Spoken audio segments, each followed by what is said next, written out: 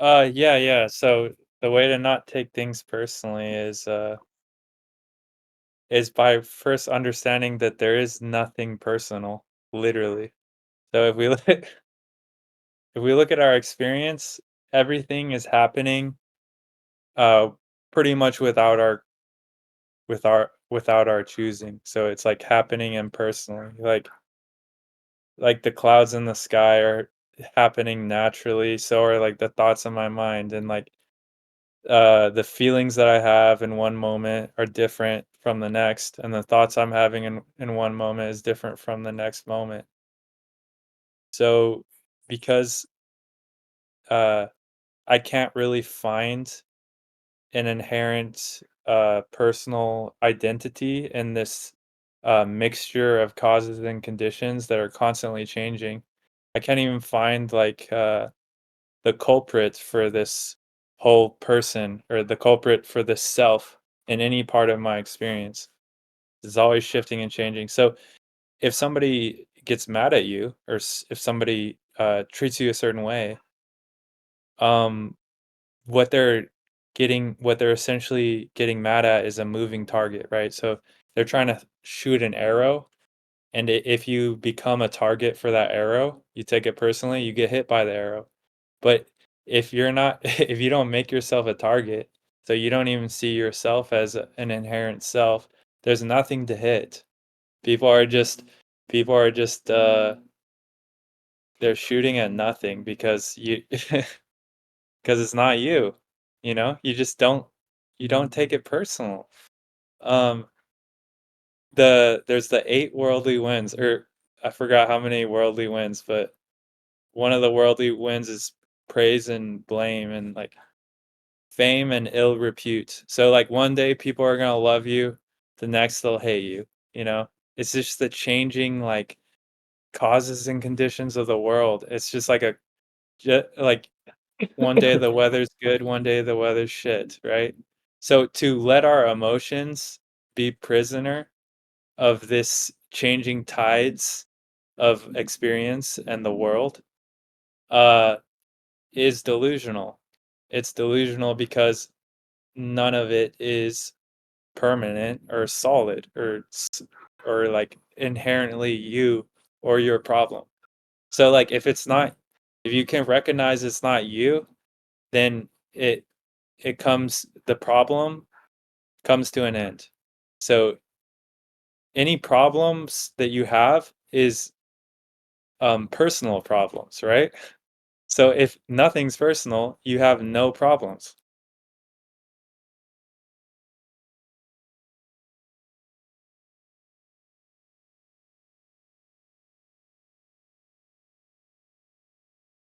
Like all problems are mentally created. All problems are constructed. So like the the the self is more like a process rather than an object. So the self is a function of our experience, not in and of itself an entity. So like the way we interact with a world is the process of selfing. But it's only useful as a function. As soon as we uh carry it around as luggage or as baggage, it becomes a burden. So, for example, I'm a referee when I'm wearing a white uniform and I'm standing there with my whistle, but as soon as I walk out of the pool deck, I'm not a referee anymore, you know? It's a costume that I put on and off.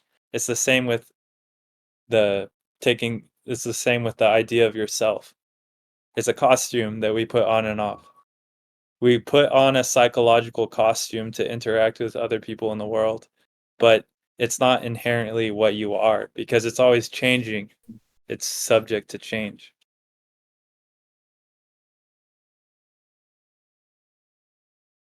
Yeah, and the brain, like Scott was saying, is like the weather, you know.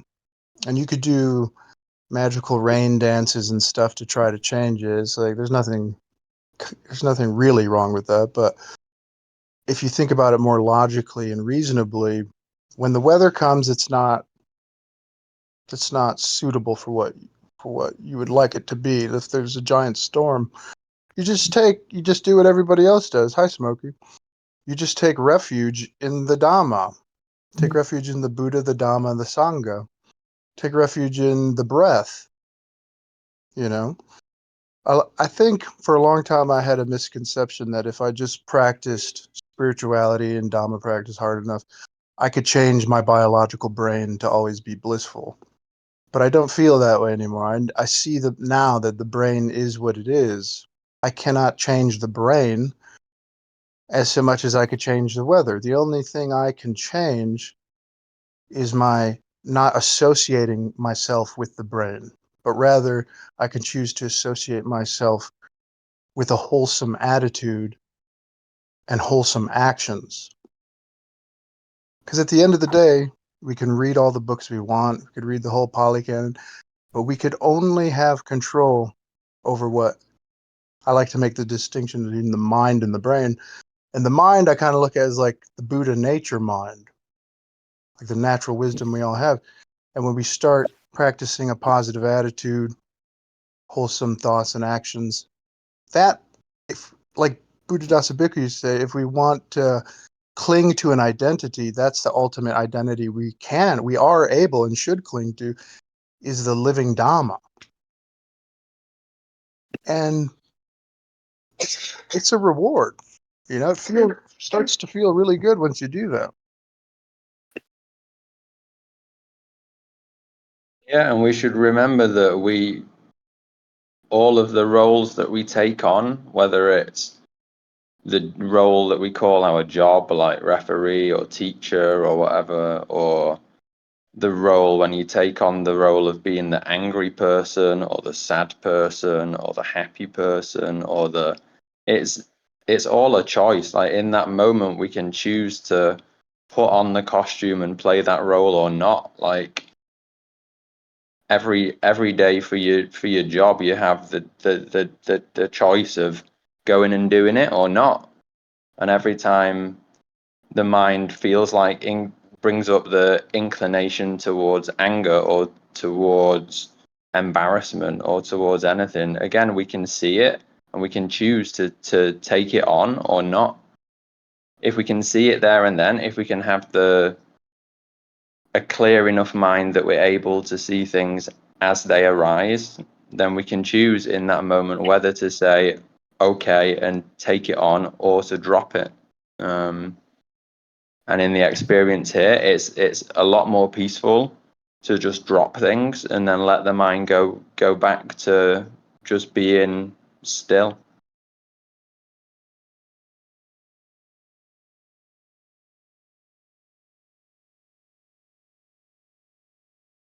How's it going, Smokey Joe? What's up? Who's that? I'm Dhamma. Hi, nice to meet you. Nice to meet you. Yeah, I like to drive and listen to sometimes. Sometimes I'll even talk while I'm driving. All the time.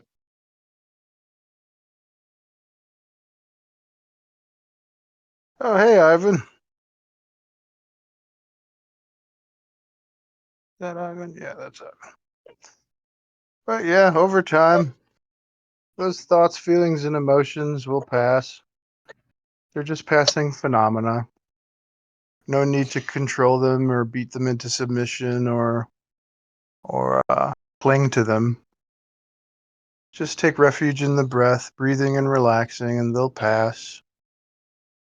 And days will go by. You can spend all day doing nothing, just breathing, watching movies, creating paintings, listening to music, but just breathing, and day after day after day. And that's why isolation can be good, because you'll start to build that wisdom and see, like, oh, I have a choice. I don't have to be tangled in the spider web of society and its bullshit.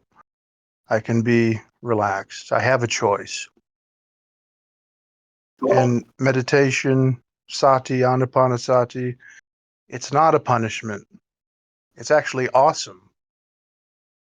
And that's the wisdom. You start to see the benefits of it, and you start to build confidence that the more you do it, the better you feel. Otherwise, what the fuck is the point of any of this? We're just going to do it and just continue to feel like shit. But you do feel better. And I'm not Mr. Perfect or anything like that. It's no a magical thing, but I can guarantee, like, yeah, doing this practice has made my life much better, much better, much more joyful. How Dhamma, about I you? know earlier you said that you can't really change your brain. Well, I mean, the science is pretty clear that your brain maintains a level of neuroplasticity over its life. So you can literally change the structure of your brain in meaningful ways through practicing different things throughout your life. So it's not like your brain doesn't change, it actually does. And as you know, often as you practice, you can make meaningful like actual structural changes to your brain. I think that's one of the things that makes this practice hopeful for people who have um, some mental disorders and whatnot. Like they can actually make meaningful impacts that they can literally feel. It's pretty interesting, the science on neuroplasticity. I don't know it all, but I do know that it is possible. Um, so yeah. Yeah, the brain does change, like all phenomenon, but I'm more talking about making it 100% blissful all the time. I don't believe that's possible.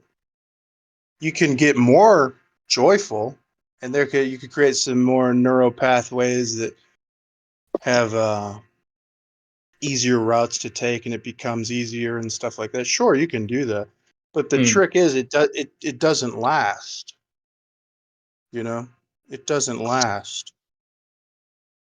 Right. Well, And even it's just one variable in the equation. yeah, I think even the Dalai Lama, they asked him one time, was like, "Do you get angry?" He's like, "Oh yeah, I get angry." And it's like, Yeah, I'm not oh saying you can like remove all emotion or whatever. Maybe you can. I don't know who you are, but yeah, I Yeah, I mean, think. Buddha Go himself ahead, buddy. got Buddha himself got like shitter shattered that his country was going to war post Enlightenment. Got pretty upset about it. Felt bad. Yeah, that's a good point. And just like the Buddha too, even on his deathbed, he was experiencing Mara, but he had the wisdom to recognize Mara for what she was, which is just a passing phenomenon that comes and goes. And that's the change I'm really talking about. I guess in a way I'm saying you can't ever get rid of the baby dukkha's. You can't ever get rid of the dissatisfaction in the brain. But by changing our attitude towards it in that way, we transform that dukkha into sukha. And Yusuka the I think people, what was that? Yusuka the Dukkha. Yeah, yeah, the holy alchemy, changing the dukkha into sukha. Um, Um, that we can change. Sorry to interrupt. How did we get on joyful happiness? I'm so used to hearing about contentment. Yeah, they're sisters. It's a lot easier to be content, satisfied, and at peace. And one thing, about the mind that is 100% blissed out all the time, that takes a lot of strain and effort to do that even for a short period of time. But a mind that's at peace, it still goes up and down, but it's not going down all the way into dukkha or dissatisfaction. It's going between piti and sukha, piti and sukha, piti and sukha. So basically we can look at this as like joy, happiness, and then there's comfort and satisfaction. And then there's joy and happiness again, and then there's comfort and satisfaction. All the while still maintaining this sort of peace or equilibrium. But there's a lot of movement there in that piece. There's a lot of motion, a lot of, you know, there's a lot going on in paradise. But then we also recognize that these things that come up, these changes that are happening, they don't need to bother us. Even if one is knocked out of piti sukha and then they fall into dukkha, we can say, oh, that's not a big deal. You can just practice here and now once again. It's okay. And already we're gladdening the mind right then and there.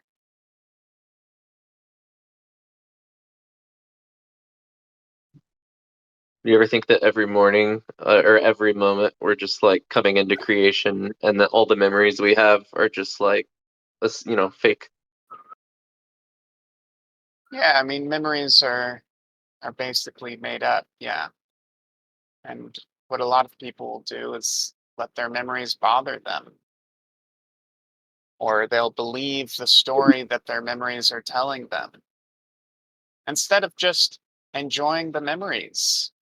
That's one thing that we can practice. When memories come up, don't be bothered by them so much. Just enjoy them the same way you might enjoy a funny video on YouTube. If there's some embarrassing memory that comes up, you can kind of gently laugh at it and say, oh, that's so silly. And not take it personally, not take it so seriously, and just move along. Take it easy.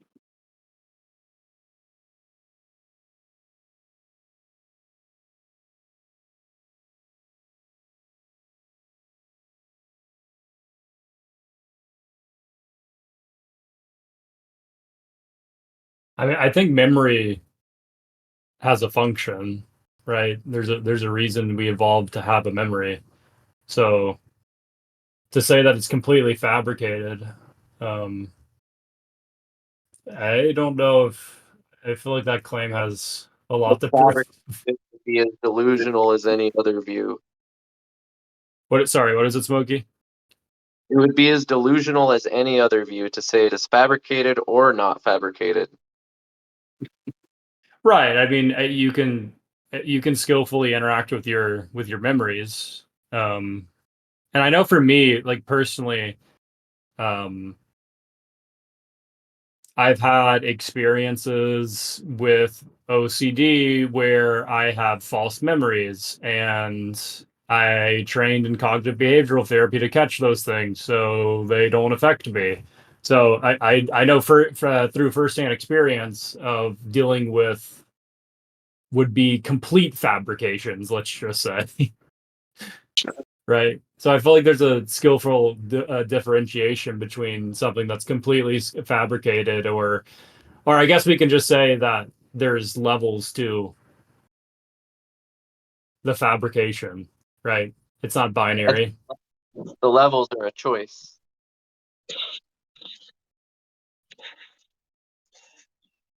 Nuance? You will Is always that the word you we're will, looking for?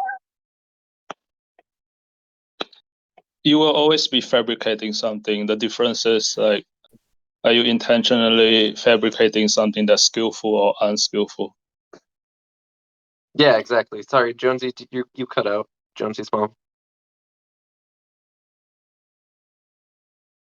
Nuance? Is that the word we're looking for? Yes, nuance. Is that not implied by the 3 readings of the suttas? That's a good word.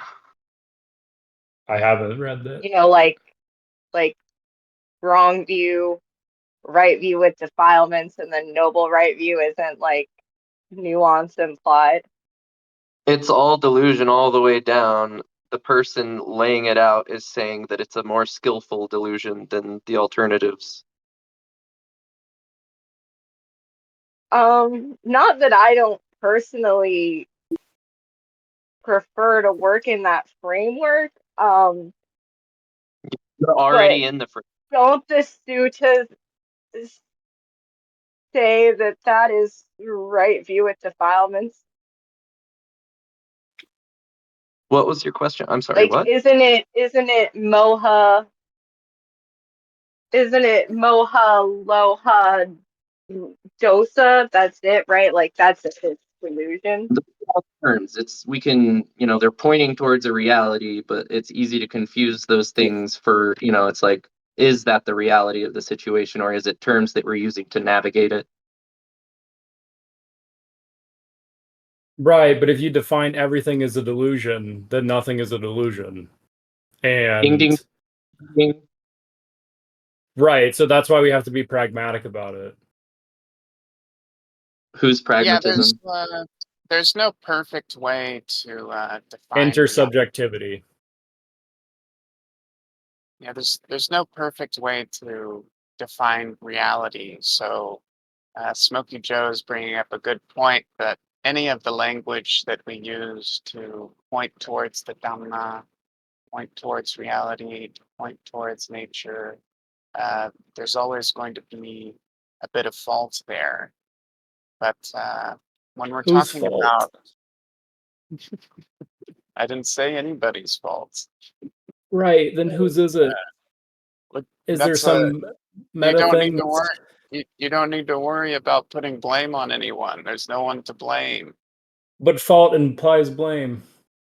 No, that's almost a Christian mindset. It's like, oh, there's sin, so therefore someone needs to be punished for it. Let's hang No, up you use Jesus the on word a fault, cross. so it implies Okay, and blame. sometimes there's a fault with language. Mhm. It doesn't I mean, mean language is to blame about a thing. It's just a functional limitation of language yeah, that is Right. not like a blame.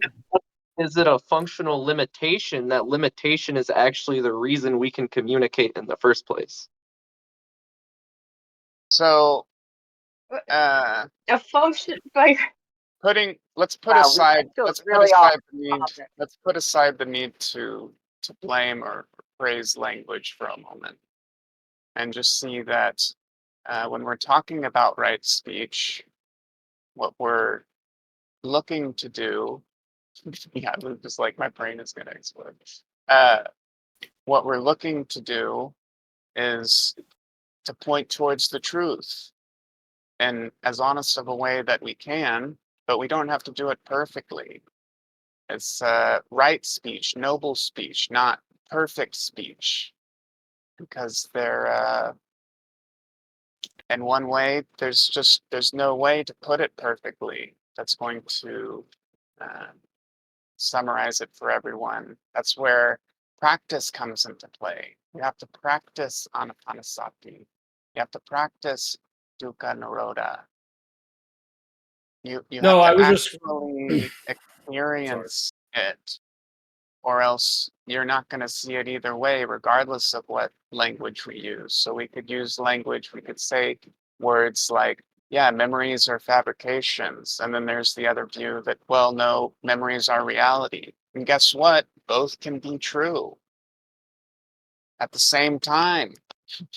Both can be false at the same time. Both can, One could say there's a middle way. yeah. But I didn't get that, Smokey. Can you say that again? I didn't hear you. You could say there's a middle way. Middle way, sorry. yeah, sure. I mean, the other way to say it is that it's a mixed bag. What we experience is both a fabrication and our reality. And so Right.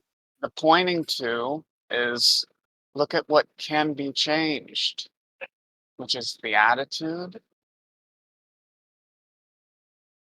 We can change. Well, I hope I'm the not straw manning, but like I was replying to the claim that all memory is delusional, and that seemed like a big stretch. Who said Who said that all memory is delusional? I don't remember. Someone said something akin to that. I said it's It's been unverifiable as to whether things happened or not. See, Well, it's not. I'm pretty sure he didn't say delusional, so okay. that very memory there of what he said a few minutes back has been changed. Like it's no longer real. It's no longer Well, in right line now with I'm asking what someone really to happened. clarify what they said. I don't remember who said it. It was me. Oh, okay. And the thing you said that wasn't right. I was about to tell you that. Oh, well, I didn't say it exactly like that, but Mr. Ben took care of it. So that they are sort of like half truths. Like we can we can remember certain bits in line with how the experience was at the time, but other bits get chopped and changed and colored this way, colored that way. If we look back with an attitude that's quite bright and up, we could see the same memory in a different way to if we looked back with an attitude of hopelessness and despair. Like, so it is like a mixed bag, like, and it's not, it's just saying memory isn't reliable. Sometimes it's more in line with what happened, sometimes it isn't. Right, human memory is not perfectly functional, but it you know, it provides some function. And like if we want to get into like those emotional states that you're referring to that kind of contour those memories, I would say that as opposed like to the actual verifiability of said memories, which is usually dependent on like I was talking about, like intersubjective experiences and people corroborating the truth about something. It's like a completely different like topic is what I'm trying to point at. Yeah, That's all You we can lost do. me. we're just Ben. pointing to, can you have a happy attitude when memories come up? That's it. And can you Okay, do okay, that? okay. That's the question right now for you. Whether it's a fake memory, a completely real memory, a mixed bag of being real and fake, none of that. That's not the part that matters here. That's that the dukkha is, are you at peace with what's going on in the mind? Are you satisfied? Are you okay? Are you saying, hey, you know what?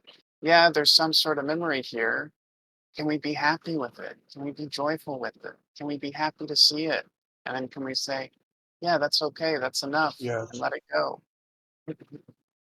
And Right. There's there's a Tripikaya Sutta that says how to deal with taints, and I believe that it lists out that there's more than just welcoming and embracing and giving, serving the thought tea. There's also the Tripikaya. He says that on some occasions you have to be. I mean, maybe this isn't layperson practice, but you're supposed to actually like cut them off closer to the root, and like basically like he outlines multiple different strategies, and they're not always nice. Sometimes they are more what someone might call like suppression or repression, but I'm not.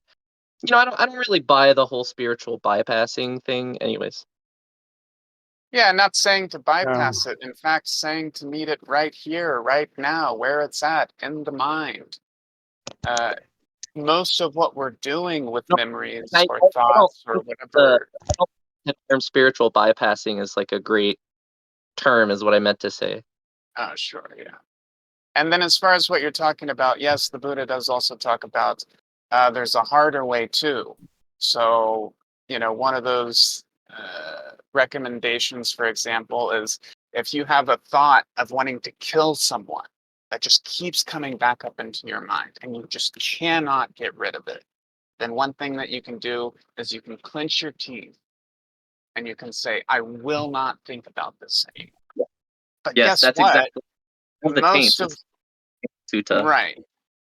That's really kind of to be left for last. It's like first, the Buddha says the soft and easy approach, and then we can try a tough approach. Then we can try sort of soft with the tough approach. And then we can do that killing Relate approach. with We clench the experiencing teeth. having like intrusive thoughts in the past and like OCD type symptoms, and like yeah, I think most of the time like being open to my feelings and accepting in the moment is like usually the case. But one big like piece to like click the puzzle sometimes was like I would just have a thought and it would just be better if I didn't, just yeah, and it was a niche situation. It's like niche situation, but I don't think if Sure. I ever would have necessarily been able to, negotiate it away. Yeah, no, I'm glad you brought that up. The 4 different ways to handle a thought.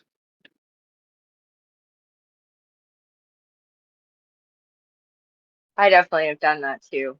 When I already know that it's a train of thought that goes to terrible places, but also triggers the mental illness, I just start singing a song instead.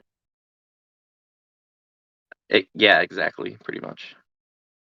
That's a great way to deal with it. Yeah, just whistle a happy tune, sing Hakuna Matata. There's nothing to worry about. Mm-hmm. I As mean, you that said, is gladdening Smokey. the mind. Yeah. As you said, Smokey, it is good to be able to see it early, and then we can cut it off if we know that that path of thinking isn't beneficial and isn't wholesome. We can cut it off. The sooner we can cut it off, the better. Yeah, and you can even, I believe the sutta says, if you get really good at it, you can start to see them arise before they arise. Yeah. Mm-hmm. Yep. Yes, that takes repetition essentially. And congratulations, catching it over Natural. and over and over again. What I there's not much of a difference between Vipassana and just having an ongoing conversation with yourself all the time. I have reached the same conclusions. I have written that essentially that exact same thing down. I love it.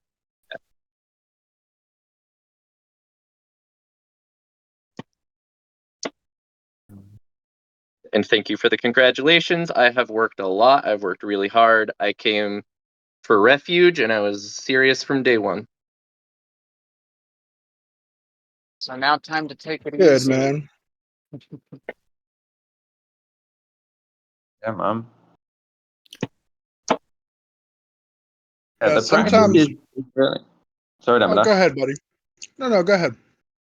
Was just gonna say the practice really is simple and easy, and it just does need repetition, just over and over and over, just realizing that everything right here and now is okay. Like certain sound might come up, a certain sight might come up, a certain thought might come up, and if we can see them and cut them off and be like, not my problem. Like it just is as it is. Like a dog barking is just a sound that comes up. We can choose whether to let it annoy us or not. Like we can choose to have thoughts of annoyance or just be like, just a sound, not my problem. Right. And the more we can realize that stuff isn't our problem and that really there are no problems and we can just be okay here and now, breathing, relaxing, then the easier everything gets. Just repetition. Yeah, it really is all about just having a good attitude and having wholesome actions. And what defines a good attitude or good actions is making sure that they're not causing dukkha for ourselves or others. And I like to think of karma a lot with actions because, like, if we get angry and if we yell at somebody we love, we've turned that thought, feeling, and emotion into an action, into karma. And then we suffer the consequences both physically and mentally, along with the people around us. But think if somebody was so rude to you or so trying to push your buttons and you just remained silent. You just walked away. All the karma, all the negative karma is left on them. And you walk away scot-free. And having a good attitude is the only choice we have when dealing with thoughts, feelings, and emotions. And I know that Dhamma practice, it attracts a lot of intellectuals, it attracts a lot of artists and philosophers, and that's wonderful. But one thing I had to learn too, sometimes you have to put down the over intellectualization of it all and see it for what it is. We're not recreating the wheel over here, you know, we're just breathing and relaxing. You know, And it's hard to become an enlightened Buddha, but it's easy to just be relaxed. Just say that good enough is okay. That this is good enough the way it is. That's very easy. But these preconceived notions we have of what Buddhism is, what enlightenment is. And in Thailand, they just use the word nibbana just to say to put the food off of the fire, out of the heat, and let it cool down. And that's all we're attempting to do. The mind is always going to get a little bit hot till the day we die. It's always going to get a little bit hot. We just have to remember to take it off the fire once in a while. You know, it's a very simple, easy practice. And Dhammarato says we don't have to worry about getting it right. We just have to worry about, can we get it happily? And that kind of takes away all the questions and answers, because when we're satisfied, where does all the questions and answers go? People have been philosophizing for years. You know, we've had the Library of Alexandria. Now we have the internet and AI, and they're still going to keep asking questions. Watch. They're still going to keep striving. And I mean, so it's a big difference. Someone who really applied themselves to understanding the ideas and then really, moved past them, and someone who, from the get-go, maybe they just decide that it's not an aid to them, and that's fine. If it doesn't help them, it doesn't help them.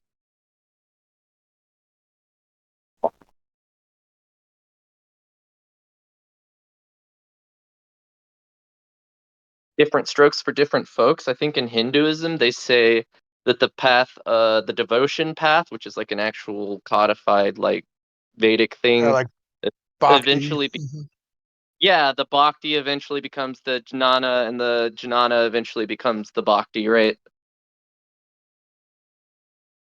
I like what the new age people say. Take what resonates and leave what doesn't. Yeah, yeah.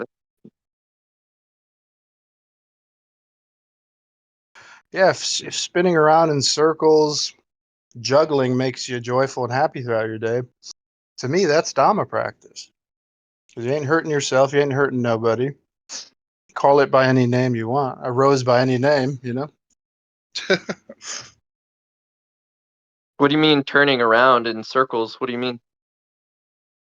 I'm just giving you an example of something kind of frivolous that, even if something frivolous kind of brings joy to your life, then continue it. If it's Philosophy not frivolous? cause, The philosophy is frivolous? You think Nagarjuna is frivolous? No, I I think they were think for, literally talking about spinning around. Am I wrong? yeah, I was just talking about like spinning around in circles, like dancing or juggling. Yeah, I know what he's saying. I'm just basically saying, like, if you're doing a wholesome action and it's leading you to be joyful, continue to do it. if it's Christianity or if it is philosophy, go for it. Yeah, But well, maybe you don't know philosophy, what wholesome is. Down and ask some questions. what's that? You don't know what wholesome is until you slow down and ask some questions. I know what wholesome is. Do you know what asking questions is? Yeah. That's philosophy. Okay. And if I throw some paint on my garage, it doesn't make me Da Vinci. Saying it does. It Well, just makes you a philosopher. Ooh. You know, it's just, I'm just saying to be careful not to over intellectualize it. Because if philosophy worked, there would be one, if philosophy worked, there would be one philosophy and one philosophy only. And it would be called the right way. Well, But you it sound doesn't. very critical of approaches, so I mean, What's that? critical of others' approaches. No, I just was giving an example of how I'm not critical of others' approaches. If something makes you joyful and happy, by all means keep doing it, whether it's Christianity or philosophy or whatever. You know? Well, So I the guess goal, what do you mean by works, and why does it have to work in the way that you want it to? Like, you kind of contradicted yourself because a little bit. Because I you don't said think it, basically whatever like strokes you, like whatever gives you joy, but then you just said, well, philosophy hasn't produced any answers. yep. So like what if yeah, searching but you for might, answers is what brings people joy? yeah, I'm just saying it's a tool. Don't fall in love with the tool. I think most philosophers are miserable people, man. Well, actually, that's You read wrong. To say it's a tool would mean that it's a like, dude, means if to an you end. read some of the stuff Actually, that philosophers I'm saying write, that dude, the philosophy is the end in it's and of itself. depressing. Are the end. It's not about the answer. What's that? Is that Sorry, you were breaking up a little. About the answer. It's not about the answer. So what was the last?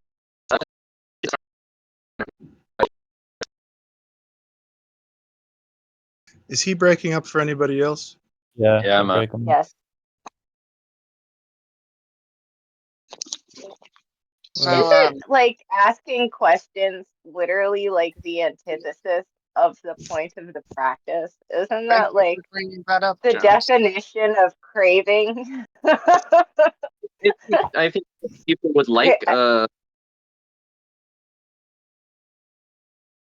Yeah, essentially what the Buddha is teaching is to, yeah, you can ask your questions. There's nothing wrong with questions, but ultimately we're getting to a point, we're pointing to a point where it's like, okay, don't need to have questions anymore. The mind is at peace. Everything really is okay. And we're done asking questions. So if you have questions to ask, yeah, feel free to ask them. And when you reach the point where you have no more questions, then you're a perfect cog in the capitalist machine. At That's that point you can be abused and that's certainly not true here, but well, no, I'm that just would also responding to be like what you pretty. said. That would And keep also What? be in pretty antithetical to the suttas and the Dhamma. I and mean, keep in isn't the mind, joke about how Buddhism causes you to become a beggar on the street? I mean, No. I'm making a joke about how if you stop asking questions, then Buddhism. If you're a layperson, you it hurts to go and make a bunch of money.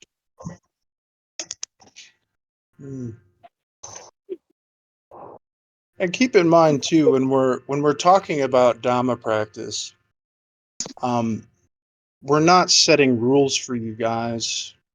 We're not saying if you do this it's wrong, if you do this it's right.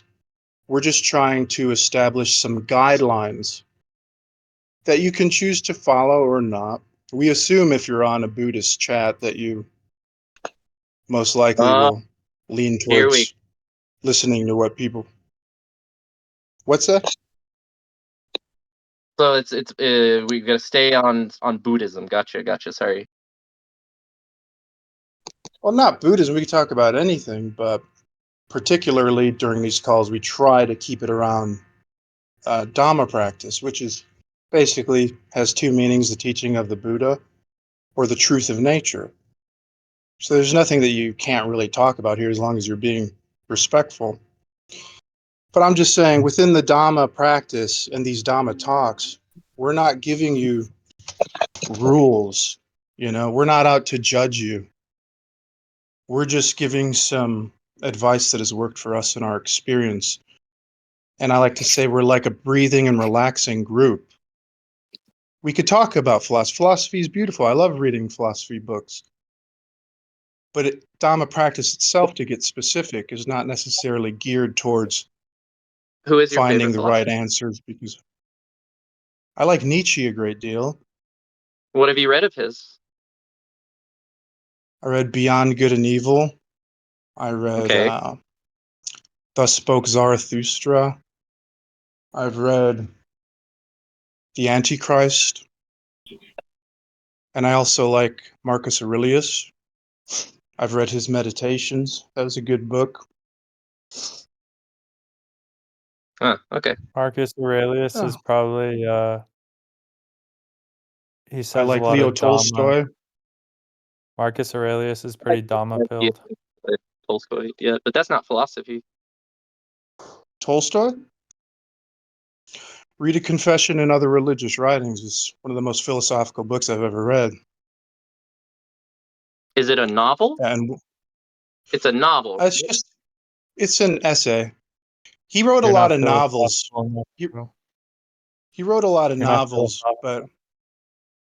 as he got older, he renounced a lot of his novels and started kind of writing more essays. But he still wrote some novels, like The Death of Ivan Ilyich, which is a good book too, very philosophical. But Noted.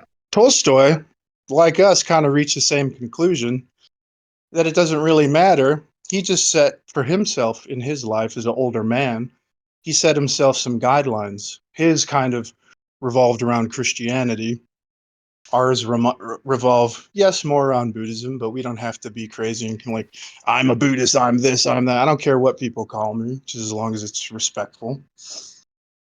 But he just reached the same conclusions, some basic guidelines to live a simple, compassionate, joyful life I with want to hear more. meditation. I want to hear more from Mikey. Okay. Okay. Yeah, I don't really have anything else to say. Pretty well in agreement with Dhammadasa here. It's again, it's just highlighting again. It's about putting down the questions. You know, at the end of the day, it's like bringing the mind to peace, to joy. You know, a mind that's satisfied, a mind that's really full of joy, a mind that's really at peace, recognizes there's nothing left to question. There's no desire or craving or need to know what to do or to know how things work or to really know anything at all. There's no need to know if a memory, for example, is real or fake. The mind can just say, yeah, it doesn't really matter. We're at peace now. Things are okay. Let's just take it easy. And again, so much of this practice, like Dhammadasa was saying as well, is it's like we're bringing it back to the breath. You know, we're reinvigorating ourselves, and we're saying, okay, you know, yeah, these questions are great. Even, you know, all these things that we were talking about are great. It's great to talk with friends and to smile with one another, but let's not forget the breath. So take a moment now to look at your breath and see, are you breathing comfortably right now? Are you bringing a nurturing breath to the body?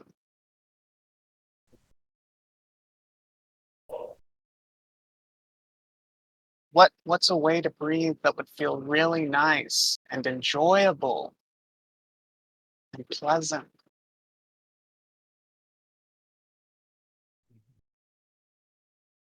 Because if you're not doing that, then all of this that we're talking about doesn't really matter anyways.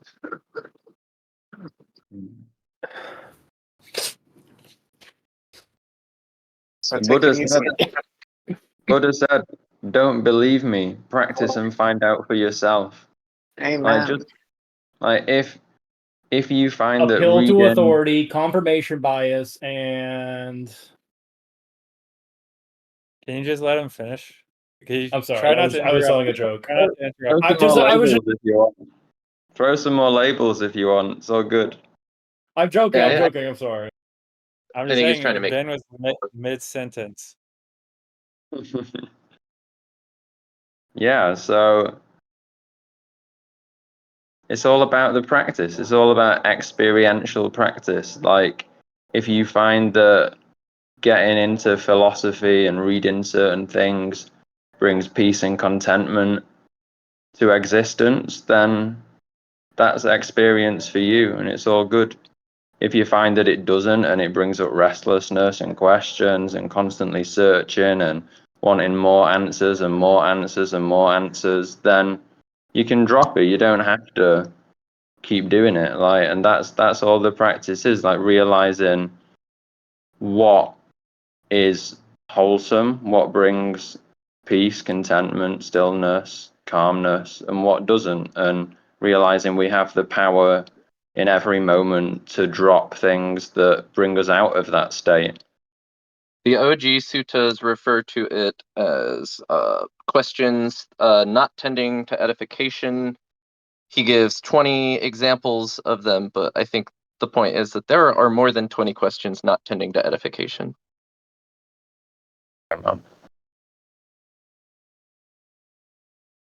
What does that mean, Smokey? Like, it's not gonna get you further on the path. It might, but it's not. It's not directly the thing that is going to cultivate your peace of mind. But Okay. it's A to B to it's yeah. Yeah, the easy question to ask is there dissatisfaction right now? Is there stress? Is there discontentment? Is there upsetness? And then when we see that, we can congratulate ourselves for seeing that in the mind and get out of it. Yeah, is there craving? Thank you, Ivan. Is there wanting what we don't have? Then let's make a change. Let's do it with enthusiasm and joy. And let's say, we don't need that right now. Or we don't need to be bothered by that. Yeah, things really are okay. Bring the mind and body to peace. For now, friends, I have to go, but this has been really nice being here today. So take care. Thanks, Mikey. Thank you, Mikey. I enjoyed your Thanks, Mike. talk. Yeah, I enjoyed being here.